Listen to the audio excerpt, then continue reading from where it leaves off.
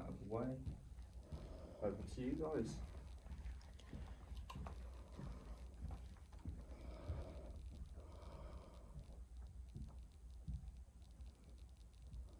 Yes. Right. 5, 4, 3.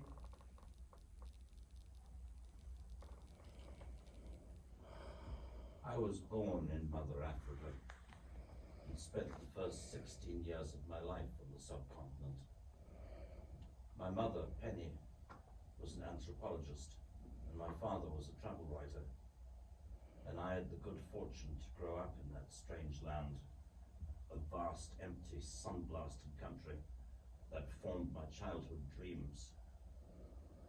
Dust Devil was really the first film that I tried to make.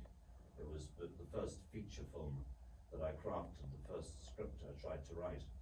It seemed like the simplest thing I could do, a story in which there were effectively only 2 main characters in a red Volkswagen, a tale of a traveling salesman named Satan and a lost lady named Wendy.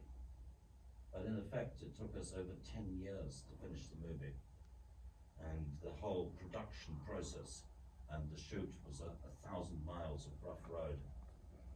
By the time we finally turned in the movie, by the time we'd completed shooting, I believe that we had utterly written off something in the region of 42 different vehicles, just destroyed, crushed by the roads, by the incredible distances involved. Namibia is vast. It's an ancient land. And here we see the Fish River at the base of the Fish River Canyon, the largest natural canyon on Earth. And as you can see, the river just flows into the sand. It doesn't go anywhere. It just flows into nothing, which seemed like a perfect metaphor for our film. The Namib is really the oldest desert on Earth. It's always been a desert since the mists of unrecorded time. I believe the Sahara was once a forest, but Namibia has just been parked on a very stable tectonic plate, and it's been inhospitable and inhuman since the dawn of time. The only people there generally fleeing from other people. You have to be chased into it to want to go there in the first place. The Khoisan, the Khoisan Bushmen, were really the only thing close to indigenous inhabitants, and I'm sure they were only there because they were being hunted out by the white people from the south and the larger Herero and Ovambo people from up north. No one in their right mind would ever live in a place like that. It's a place that simply is incapable of supporting life. It seemed an ideal location to create what is essentially an evocation of hell. And presiding over this hell, I wanted to create our very own devil, a devil that was bespoke, crafted for white South Africa.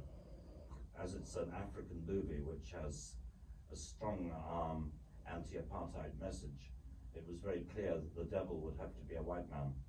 Moreover, the devil would have to be an attractive white man with blue eyes. I debated as to whether he would look like Elvis or Jim Morrison or Clint Eastwood, but I think the dagger stopped pointing at Clint. And we spent an awful lot of time just trying to get his apparel right. I wanted the first scenes in the movie to be unstuck in time, so we didn't really know when we were when we arrive on the road. All the traffic at the beginning is vintage cars. The duster that, the coat that the unnamed hitchhiker character is wearing was designed and built for the production. We basically copied it from spaghetti westerns. I remember freeze framing through Good, the Bad and the Ugly and Once Upon a Time in the West, trying to get the cut of the coat right. And this was only possible with the designer and tailor of the coat, who was a lady named Michelle Clapton. And I'm pleased to say that Michelle, having cut her teeth on Dust Devil, went on to be the principal costume designer and wardrobe mistress on the entire Game of Thrones series. And if you look at the coats on Game of Thrones, you can see the resemblance to the cut of the hitchhiker's coat in Dust Devil. I still have that coat and wear it on special occasions. whole of Dust Devil is